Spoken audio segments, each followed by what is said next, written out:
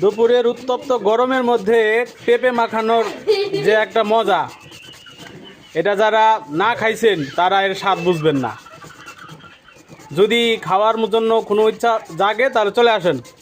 আমরা আমাদের কাজের প্রায় শেষ প্রান্তে, প্রসেসিং চলতেছে পেঁপে।